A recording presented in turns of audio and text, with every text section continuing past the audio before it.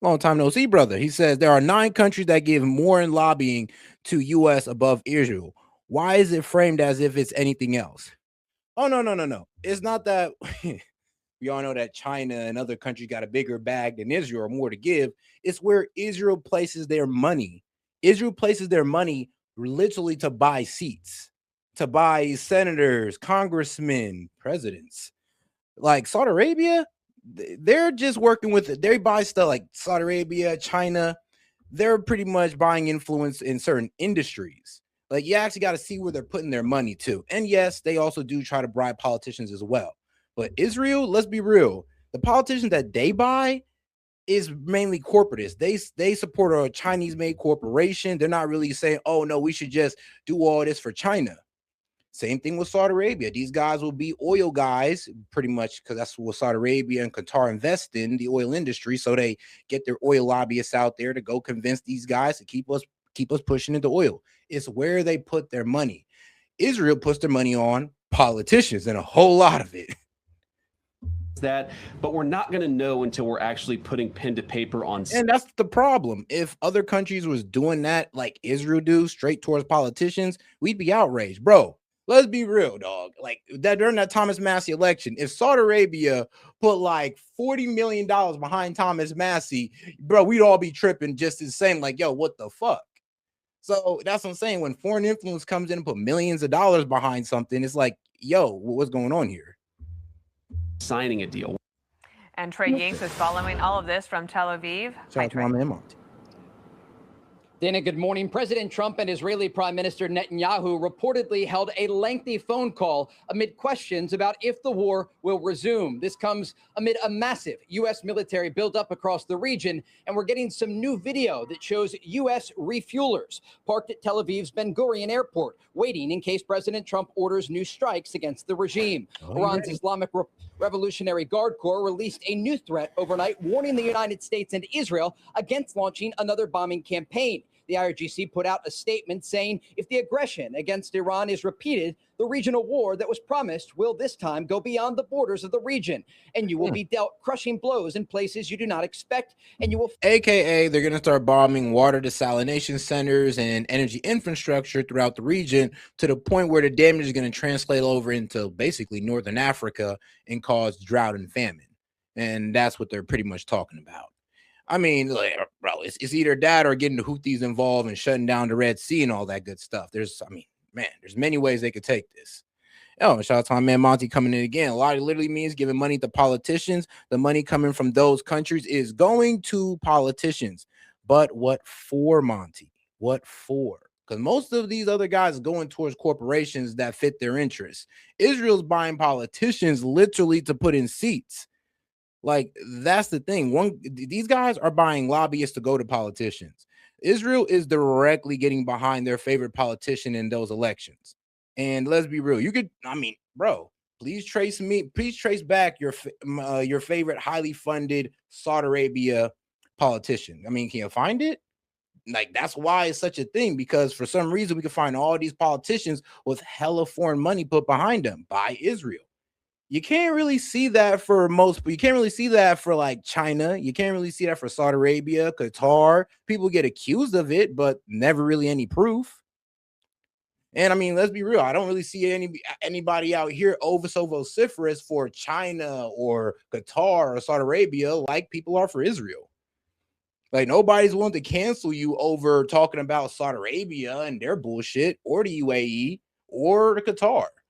But people are willing to get on your ass about talking about Israel. Fall into the abyss of defeat and destruction. The threat comes as President Trump says he was just an hour away from deciding to strike Iran earlier this week and is giving the regime a few additional days to reach a deal. How close were you striking Iran? I was an hour away. We were all set to go. You're talking about yesterday. Yes. We were going to be striking it would have been happening right now. Yeah, it was all done. The boats, the ships are all loaded. They're loaded to the brim. And we were all set to start.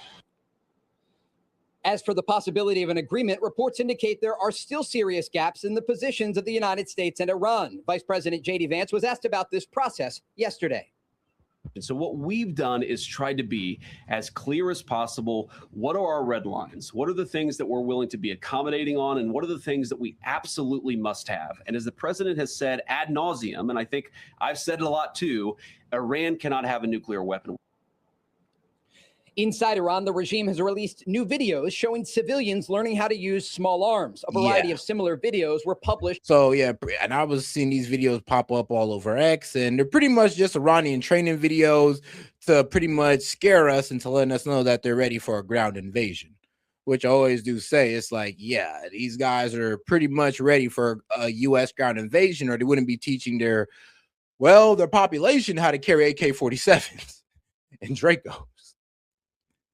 Now, you said again, China's doing the same thing, lobbying. Well, actually, not really, because you can't name me a real Chinese bought politician. Like, what politician has China literally put into a seat?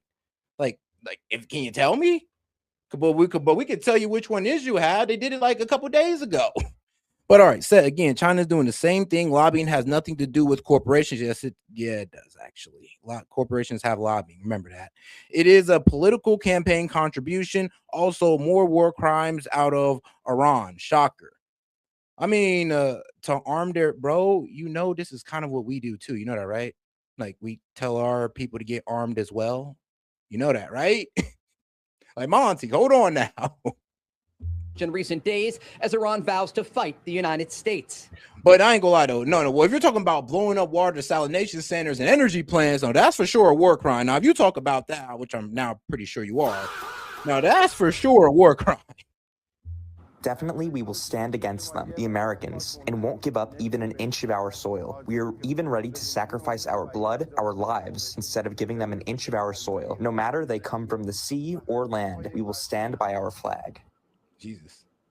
Overnight. And that's why a ground invasion is just not the best thing to do. It's like I said, they got their people holding AK-47. So it's not just the IRGC, but they're training their people as well to come at us as well. So not the best thing. Yeah. I'm speaking about the water desalination plants. Yeah, of course. Okay. Yeah, you're right. I'm about to say not arming the citizens, because Lord knows that's what we do. But destroying water desalination plants. Yeah, that's not something we do though. Yeah. Like Iran, apparently they're trying to take down the entire Middle East, like with them, if need be. That's what I'm thinking. And they're willing to commit. Like I said, this is the escalation dominance I've been talking about. Even if the escalation dominance mean they commit war crimes, they still got it. The Israelis held a 5-hour cabinet meeting preparing for the possibility that the war resumes. As the Iranians are talking, the United States and Israel are preparing. Dana? Trey Yanks in Tel Aviv, thank you. So with us now, former commander of the USS Cole, Kirk Lippold, is back here. And sir, thank you for coming back to our program, and good morning to you. Morning, Bill. What's the smart money say? Are we going back to war or not? For 47 years, Bill, Iran has used time to their advantage in order to carry out terrorist attacks around the world. I think it's a matter of not if, but when we are going to unfortunately have to continue combat operations, because the Iranians are still coming to. Here's the thing, like, bro, how hard else could we go? Epic Fury was pretty hard strike, and we didn't get anything done for real. Like I said, regime still in place. They're showing people how to like fix guns and shit, so the regime is still in place. Then, of course, we got like 1,000. Was it our CIA telling us that they got 70% of their pre-war missiles and drones? So what have we really done? That's what I'm saying. If we resume strikes, what would that accomplish? And it seems like we're resuming strikes because we understand that the blockade is going to take too long, and it's only going to further drag on the global economy. So I guess this is, I mean, look, either we concede to Iran's demands, which is most likely not going to happen, or we do go back to kinetic strikes to see if we can wither them down into, and water down their demands, or get them to concede to ours. But that's just not seeming likely. And shout out to my man Monty, says there are right now 28 Democrats accepting around $200K from China on a quick shirt. $200K from China. I mean, bro accepted 38 million. 38 million, Monty. 38 million. Like, and also, how are they collecting that? Like I said, through lobbying corporation or through directly from China? Like, come on now. the table. They are refusing to negotiate. They are engaged in information warfare, clearly indicating that the IRGC is unwilling to give up power. So therefore, they're putting the United States in the awkward position, despite diplomacy, that we are going to have to continue this fight in order to bring them further to their knees and make them realize what our red lines are and that they must give in to them. They play for time, and they also break agreements. So Jack Keane was on with Hannity last. And besides, it does say here, direct payments from the Chinese government to U.S. politicians are illegal under federal law. However, several U.S. politicians and their aides have faced scrutiny, federal charges, and under investigations over financial ties, business dealings, or hidden benefits originating. See, that's what I'm saying. They don't give money directly to politicians. Like I said, it's always through some corporate lobbying, financial ties. Will let you get stock here if you let us do this there. See, like it was never really a direct payment, and but look, that's what Israel does. It's not a direct payment from Israel. It's from AIPAC, who is pretty much pro-Zionist, pro-Israel, that give money to their favorite politicians who will vote yes whenever Israel needs some more weapons or funding. Tonight, he has some thoughts as well. Watch here. We're 6 weeks into what was supposed to be a 2-week deadline to get a deal. On week, hell, there was just a mayor admitted to being a damn spy. I mean, yeah, but let's be real though. That's not really going with like funding. That's just, I ain't gonna lie, like that's just espionage at the highest level. Like I'll give you that one. I mean, that's espionage. That really doesn't go into the whole, lobbying and like foreign influence and pushing in money. And here's the thing, like I said, the way Israel do it is through their pact. I mean, if you could show me the Chinese pact that's out here buying politicians, then okay. But China ain't allowed to do it. Russia can't do it. I mean, so Lord knows Saudi Arabia and them can't do it. They got to do it through, well, indirect means. The reality is they will work very hard and with major acceleration to do what? To turn that deal around, to reverse it, to cheat on it. And shout out to my man Monty coming in again. He said, that's my point set. It's exactly the same at a larger scale. I guess, yeah, okay, I can see your point on that. I can see your point on that. All right, yeah, I can see your point on that. I still have a little bit of disagreement, but I am starting to see where you're coming from with that one. All right. And the only way you could ever make a deal that would have a long-term effect would be if we were making a deal with other people, not these people who are running the regime. So there's limitations to the deal itself. And the president's not going to make a bad deal here. Kurt, even if there was no more war or a return to that or hitting them again, things have changed. The Strait of Hormuz is different and it's closed, at least right now. It's not, nothing is moving. So is there another way around dealing with that problem? Dana, right now, there is no way unless we return to combat operations. Like, I'm about to say the same thing. I'm like, yeah, there is no way, because like Iran has already stated that, no, we want permanent administration over the strait. So at this point, is either we just concede it to them or we just blow them the hell out of the strait. That's the only two options we have. If we could even blow them out of the strait. I mean, if we can, fantastic. If not, yeah, we got a problem. Huge. Clearly, Iran is going to use the Strait of Hormuz and the chokehold that they have on the world's oil supply going out from the Middle East as a leverage point, and we are going to have to engage at some point to do that. General Keane was absolutely correct. When you look at it, it is going to take any deal we have has got to be verified, verified, verified. There is no trust with the Iranians. And at the end of the day, in order to get that strait open, what the last few weeks have given us during this time is not only the ability to kind of give a little bit of crew rest, get some training in, make sure that we can do the maintenance, rearm and refuel. It has also given us the opportunity to build out the target set that is available to us, the Israelis, UAE, and the Saudis, so that if combat operations recommence, it is going to be on a much larger scale. It is going to hit them that much harder. And while the blockade is being... And it's kind of funny because Iran is watching this and they're like, okay, so pretty much every news pundit is on y'all media is pretty much telling us that you guys are going to resume strikes. So we're just going to take you guys at your word. And that's why they're out here doing pretty much gun demonstrations in the middle of the street. Why? Because, well, we've pretty much told them that, yeah, we're coming back.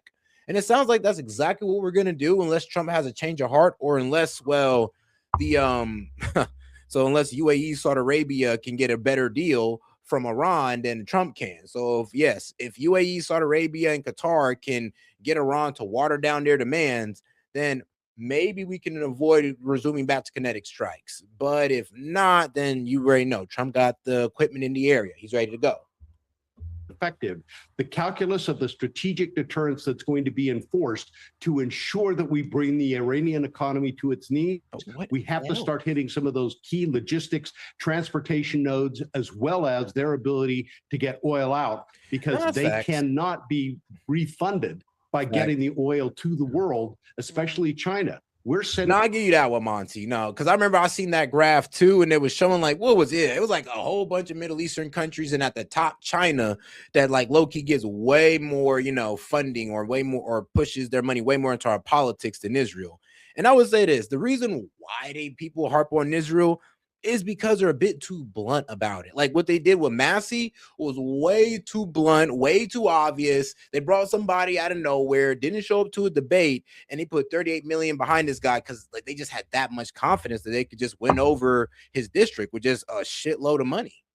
And this is why people are kind of mad at Israel right now, because they're like, yo, we all know you took Massey out because he never voted in Israel's favor. I know a lot of people want to say, oh, it was from the big, beautiful bill that he voted yes on anyway. They want to say it's from the Epstein files, which it is actually. It is from the Epstein files. Be real with you. It's mainly from the Epstein files and the fact that he always votes no when it comes to Israel. That's why Muriel Edelson and 3 other pro-Zionist billionaires came in on this one. This is what makes it look so bad. This is what I'm saying. Like, no, I personally don't try to be hard on Israel, but Israel makes it hard for me not to. It's just like, bro, really? Like, y'all had to put 38 million into that election. All you had to be pro-Zionist. You could have just, I don't know, funnel it through different means so we didn't find out, and y'all just make it this obvious. So it's like Israel creating their own problems or their own criticisms. But shout out to my man Monty coming in again. Where are the 10 other countries doing it and not a word? Ask yourself why. I know we don't like the Israeli government, but I'm trying to point out all of it. No, honestly, respect for that, because no, we should point out all of it. We should point out all the foreign influence in our government. It's just that the thing that tends to stand out the most would be Israel's influence. Because let's be real though, like this war right now that we're in it is because of Israel in a way. This actually, we're taking care of Israel's enemy. If we was going to war with Taiwan, then we could say, okay, yeah, we need to check into China and who they're influencing. If we was going to sending troops in Sudan, then I'm like, okay, yeah, we need to go ahead and check into this Saudi money or this UAE money. Something's going on here. We're getting involved in their conflicts. But we're getting Israeli money and we're getting caught up in conflicts in the Middle East against countries that they've always been adversarial against. That's the problem. It seems that we actually go in the interest of Israel instead of the interest of China, Saudi Arabia. Because think about it like this. China put all this money into us, and Saudi Arabia puts more money than Israel, UAE, and all of them. Yet we still went into a war that put their countries all in danger, that put their economic security all in danger. And they give us the most money. And we did it all for like the 4th or the 5th biggest donor. Is like, it seems like it's more than money, and it might be more of an ideology to this. Zionism. A signal in their direction as well. So the Iranians have a vote in this. They can either give up their nukes and agree to talk about it or not. Here's the Iranian foreign minister with a big claim about an F-35. Economically, agree. I mean, I don't know about that. Economically, I would say maybe, but considering that we spend like trillions in the Middle East, thousands of people died. Be real with you, man. China ain't cost us all that. They cost millions of people maybe to lose their job and go homeless, but die and trillions spent. I'm not sure about that one, man. I don't know if I could agree with you on that one. But yeah, arguably all of our jobs going to China have been way worse than any war caused by. Nah, I don't know if I can agree with you on that one. Watch here. Okay, I'll read it. Okay. Tuesday, 5 o'clock. Months after initiation of war on Iran, U.S. Congress acknowledges loss of dozens of aircraft worth billions.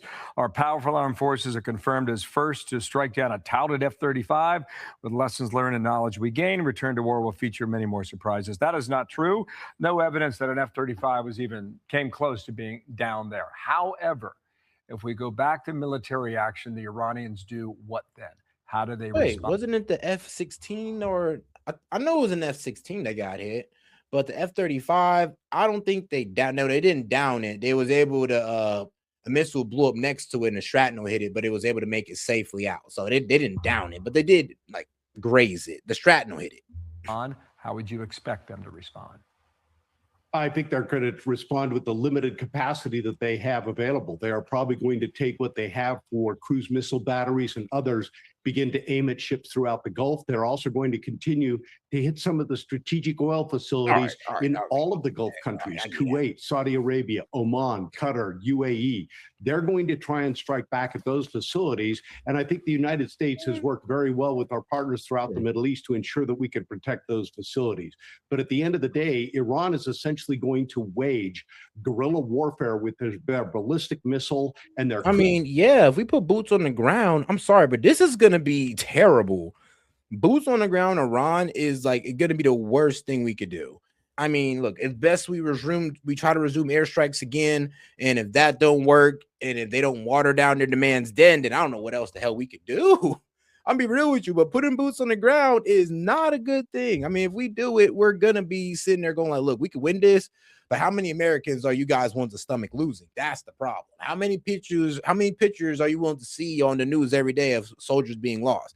How many families are you willing to see never see a loved one again? It's just like, how much can you stomach at that point?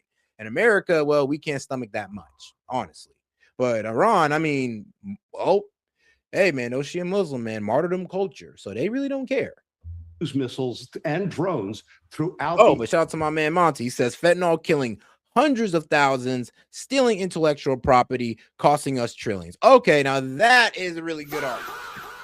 All right, now that's a solid argument. I'll give you that one. Now that one I can give you. Like, okay. On the buildup of that, yeah, we could say trillions for sure. I mean, we could possibly say trillions, but we know we spent trillions for sure. But I'm pretty sure if we like the fentanyl killing hundreds of thousands, just like the war did, stealing intellectual property. Well, hey man, at least Iraq and Afghanistan wasn't doing that. So yeah, that is. But you know what? Yeah, I could say the stealing of intellectual property cost millions due to the billions upon trillions of probable profit that they made off stealing that intellectual property. So yeah, I can give you that one. Area and we're going to have to learn very quickly and adapt. Where are they firing them from, and what do we have to do to take down that capability? Because otherwise, this campaign. But you know, here's the thing, Monty. The problem is that the way China's doing it, I guess, is way more acceptable. I know it's hard to hear this, but it's way more acceptable, and not to me, but way more acceptable to Americans than China, than battling out financially, battling out economically, or through drugs and all that, than actually being dragged into a conflict. Like, we can battle that out with China without skyrocketing gas prices and all that. That's what we were doing in the beginning, having it out with China without prices skyrocketing. Actually, inflation was going down, and so were prices while in a trade war with China. Like, so going at it with China, like economically, that doesn't cause as much damage as going into and getting into it with people in the Middle East militarily. Could go on. But you are right, though. Shout out to my man Mons. He said just because they're low-key about it doesn't mean it isn't happening. And it isn't bad. Really bad. No, it is bad. Trust me. All foreign influence is bad. That's why, personally, I don't believe in sending any money outside the United States. But you see our politicians don't believe in that on either side. But at the end of the day, Vice President Vance was correct. We cannot negotiate with the people that are in power right now. We need to get some people who are going to be reasonable. Hopefully, we can create that exodus of the leadership of the IRGC and what is left of the mullahs. Let them get out of the country, whether they go to Russia, China, or elsewhere. It doesn't matter. They need to be removed from power so that we can have a fruitful discussion that will allow us to achieve some of the strategic objectives with no nuclear weapons. Kurt Lippold, thank you so much for being on today with us. Thank you, Commander. And all right, now let's get into see what international news talking about. Let's see what they're saying. Good boy. Iran has revealed a map which shows what it defines as its own area of authority to manage the Strait of Hormuz. It was posted on X under the Persian Gulf Strait Authority. The map shows areas on either side of the strait shaded in red and labeled. Yo, pretty much saying that, look, man, you got to pay the toll here and you get out through here and then you got to deal with the Americans on the other side. But basically, yes, this is the important. This is it's basically, like I said, a blockade on top of a blockade. Here's the first gate. If you can pay the Iranians and get through, then you got to deal with America and making sure that you don't have any Iranian links to you. And then you can go ahead and get through the U.S. naval blockade. But this is pretty much what Iran is saying, that, yeah, this is now what we run. You got to pay to get through here, which, trust me, we're not going to just take on the chin. As areas under Iranian armed forces oversight. Those areas indicate waters that partially fall under the sovereignty of Oman and the United Arab Emirates. The blue part is labeled as the Strait Hormuz. Iran is claiming transit control over the area, leaving no space for international waters or competing. Shout out Bati. He says, look, another war crime from Iran, which is true. Shutting down the strait is a war crime. Shutting down international waterways, that's not good. You're especially when it comes to hurting the global economy and pretty much sending other countries into a food and fuel crisis. Like, that is fucked up. Like, let's not sit here and ever pretend like Iran's innocent in this. The only problem is that this would have never happened if we didn't start this damn war. Claims. Well, that announcement came as the United States military released footage of the interception of an Iranian-flagged oil tanker in the Gulf of Oman. U.S. Central Command says it suspected the vessel was trying to breach the blockade. The ship was later released after American forces carried out a search and ordered the crew to change course. In other developments, Iran says it is weighing its response to the latest U.S. proposal to end the war. A spokesman for the foreign ministry repeated Tehran's demands for the release of frozen assets and an end to the U.S. blockade of Iranian ports. This comes after Pakistan's interior minister visited Tehran this week as part of mediation efforts.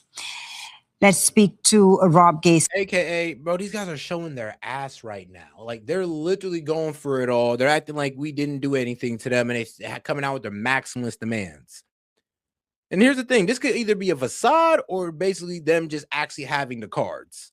And we're going to have to wait to see. Because honestly, in my personal opinion, it kind of just seemed like they got the cards since we wasn't able to knock them over with Operation Epic Fury. Penfold about these latest developments. He's an international security lecturer at King's College London and a senior non-resident fellow at the Gulf International Forum, and is joining us from London. Rob, good to have you with us on Al Jazeera. The Iranians saying that they're reviewing. And he said it would have been nah. You know, I'm always going to disagree with you on that one, but shout out to my man Monty. He said it would have been worse if we did it. I think we'd have been pretty good. I mean, here's the thing. Like I said, my argument is always going to be the pattern of aggression when it comes to Iran. Every time we get more aggressive towards Iran, that's when they progress towards a nuclear weapon. And like I said, even when it came to Trump, tearing up the JCPOA,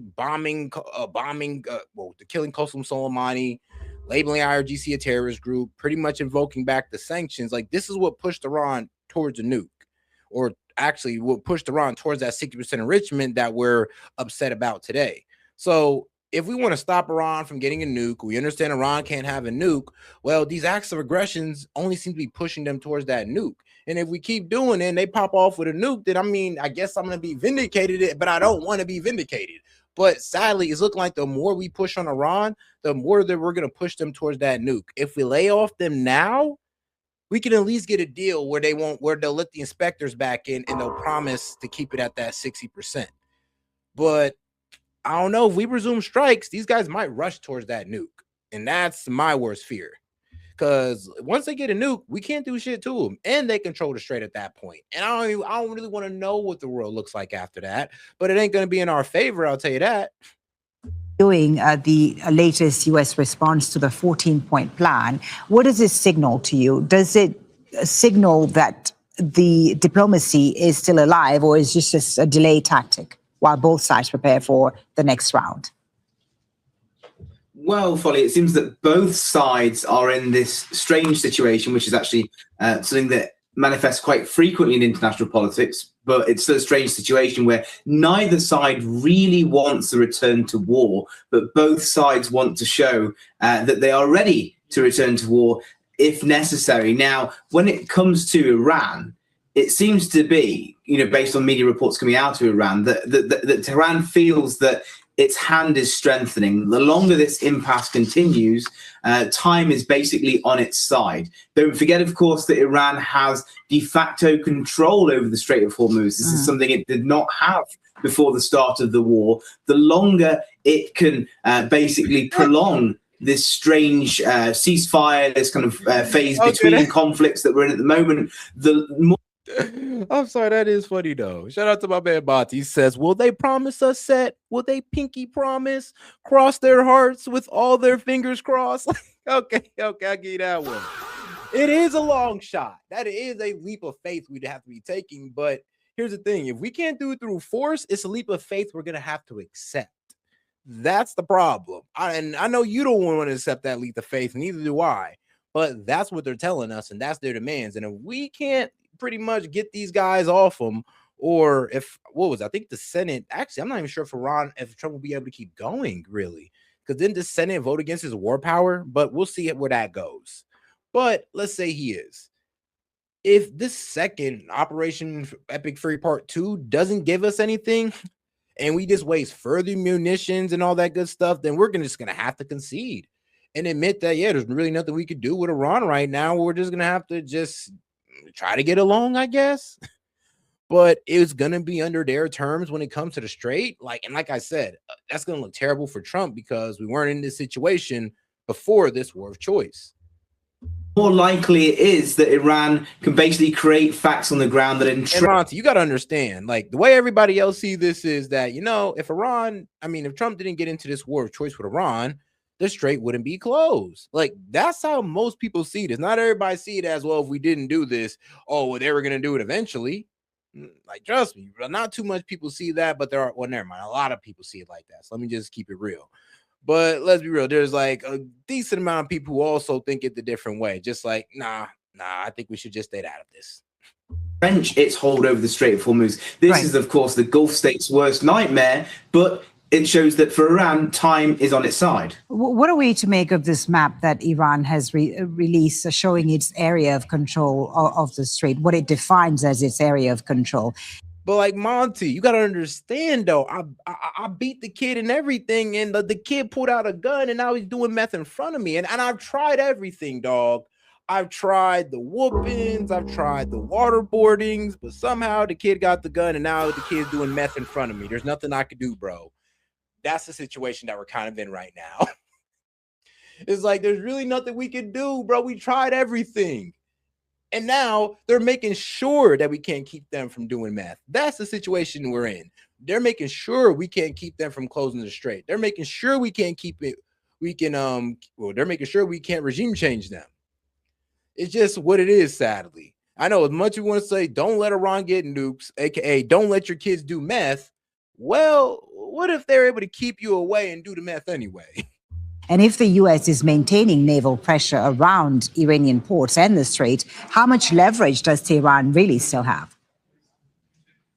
Well, that map is very much declarative rather than actually a representation of events on the ground or the state of play on the ground, because simply put, the Strait of Hormuz is, of course, contested. Iran doesn't have control over the entire strait. There are, of course, U.S. forces there as well, attempting to intercept. Yeah, on the Gulf of Oman, pretty much. They're like over there, we're over here on the edge, and this is what Iran controls, as we're over there on the side. So like I said, it's like checkpoint 1, and then checkpoint 2 would be us. Iranian vessels or Iranian flagged vessels. And of course, that map, as you mentioned, it basically contradicts or impedes upon UAE and Omani waters as well. So that's very much. Don't do me like that. I tried my best. We tried our best, Monty. We tried our best. We bombed them. We blew up ships. We blew up airplanes, buildings, people, and still didn't get what we want. So I just don't know what else we could do, dog. Like, what else you wanted to do? Nuke them? If we do that, then they might definitely go towards a nuke if we don't finish the job. But like I said, there's like, what else can we do? We tried everything. And if we want to resume strikes and those get the same results, then we're just going to be sitting there looking stupid. Like, well, we tried Operation Epic Fury. We got to conclude that one. Now about to start up new operations and what? Just resume strikes inside of Iran again. Like, and for how long? What, 2-3 weeks? And then we'll just stop again and they'll still be standing. I mean, hopefully not. Hopefully the second time does the job, but I'm gonna be real with you. It doesn't really sound like it will, but I'm hoping that they don't even get back into it. But if they do, I mean, best of luck. Hopefully we can get that job done. A case of saber rattling from the Iranians, but it seems to be that Iran is basically trying to say, look, we are not going anywhere soon. He's like, abortion is an option. I mean, adoption is an option, and so is abortion. Well, hey, look, man, ain't nobody gonna adopt this Iran problem from us. And like I said, I mean, I guess nuking Iran would be the abortion option. Sorry, we're relating Iran to a kid that's doing meth, and that's like the kid. We're trying to stop the kid from doing meth, aka stopping Iran from getting a nuclear weapon. And apparently, bro, we failed. We failed, Monty. There's really nothing we could do. Like I said, what else can we do to Iran that we haven't done already? We already killed the Ayatollah, and then they got a new one, a more hardline one that might be coming out with like an eye patch eye and a robotic arm and a peg leg. Like, I'm sorry, but there really is nothing else for us to do with Iran besides keep bombing them and to try to get our way. And if that don't work, then what? We're just going to keep on going into this forever war until Iran eventually gives away, or we just walk away. That's the quagmire people are talking about. Like, if we resume strikes, like, will there be any improvement here? Or are we going to be in the same positions, forced to pause and then keep on going during this constant back and forth into what, next year? Hopefully not. But like I said, we'll see. Have fought hard for control over the Strait of Hormuz. We have managed to exercise de facto control over the Strait of Hormuz. And this is not something that's going to change war, ceasefire, or peace. This is now a key Iranian demand in talks to cement its control over the Strait, which is a stranglehold over the Strait. It doesn't need to control everything that goes on. Oh God, for those of y'all still in here, man, if you haven't already, make sure to double tap that screen, like the video, or not double tap the screen, but just smash that like button and subscribe to the channel if you haven't already. On in that waterway, all it needs to do is have the proven means and ability to disrupt shipping, which is unfortunately what it has proven it has done and is continuing to do. So do you think that increases the likelihood that there could be a deal first on Hormuz before a broader deal on the nuclear issue is reached? Yeah. Well, this is what we're hearing is the latest. Yeah, I believe actually, I don't even think that's on the table anymore. That wasn't the old deal. The old deal that Iran proposed that, yeah, we'll go ahead and release the Strait. You release the blockade. Everybody's happy. Now Iran's saying, yo, scrap that. That was back when we were cool with you. Now it's just F you guys, and we control this part of the Strait. You can just do what you do over there, but people are going to pay our fees and pass through, and you're going to let them pass because they're not associated with us. So good luck with that. And that's where we are. Pakistani and Qatari proposal that basically both sides reach a deal to end the war and open the Strait of Hormuz before then going on to the other issues. Now, this would alleviate economic pressure. It would basically roll back Iran's influence over and control over the Strait of Hormuz. Sure. Hey, and shout out to my man Monty for the baller alert. To support my brother. He says, sorry for those who don't know what the hell I'm talking about. It's an inside joke. Also later said, I got to get up early for the Starship 12 launch. You should tune in at 5:30 p.m. I will actually. Eastern time. The Starship V3 is going to be crazy. Hey, nah, shout out. Shout out to my man Monty, and sadly, bro, I gotta go too in a couple minutes myself because the sun has rise and it's basically, yes, the sun has risen. I started this live when it was dark, and now it's literally morning time. Like, I can see the kids going to school. That's how early it is. All right, let's go. But it would mean that all of the tough issues that caused this war in the first place, would be deferred into until a later date. So yes, it might give some breathing room in the short term, but it would not be a definitive end to the war and hostilities in the long term. It would mean that there is still every chance that this that another round of conflict could erupt again if those talks don't go any further. Right. And I wanted to ask you, Rob, about Pakistan's role, of course, as a mediator, but also China. We heard the Chinese again yesterday condemn this war on Iran. How much influence does China have right now on the outcome of the country? And why has it chosen to take a step back, I guess? All right, and all right, cool. Oil futures did drop a little bit. I think they were like, what, at 110 yesterday? Yeah, yesterday it was like at 110. Right now they're sitting at Brent crude, sitting at $106. Even currently is doing that.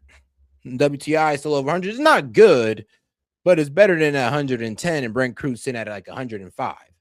So, I mean, slight improvement. Slight improvement for somebody probably releasing their oil reserves as we speak.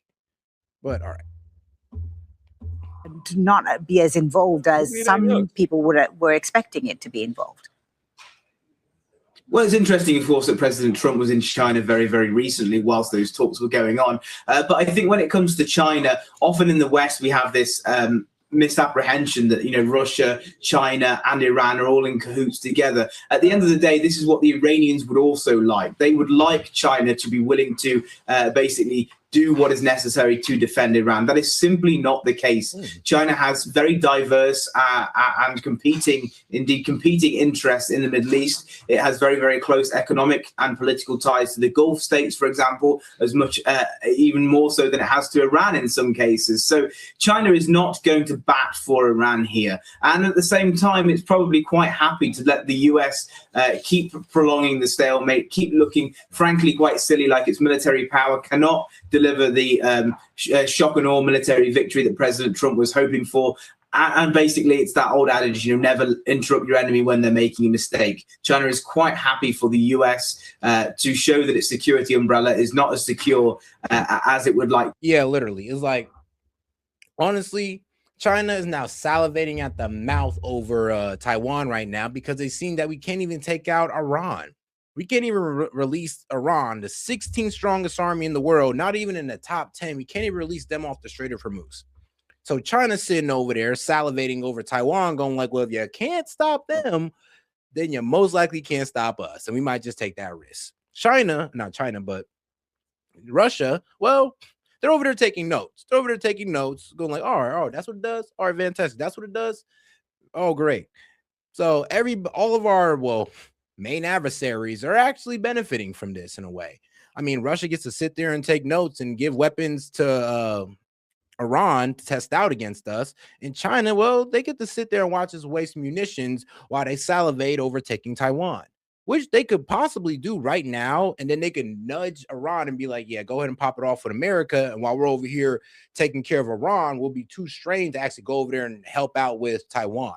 And it'll just be an easy takeover. To claim, and of course, the fact that the US is military. If I could sit here and think about that, you don't think Xi has, and he's probably not doing it for like, what political reasons, but let's be real. If any time.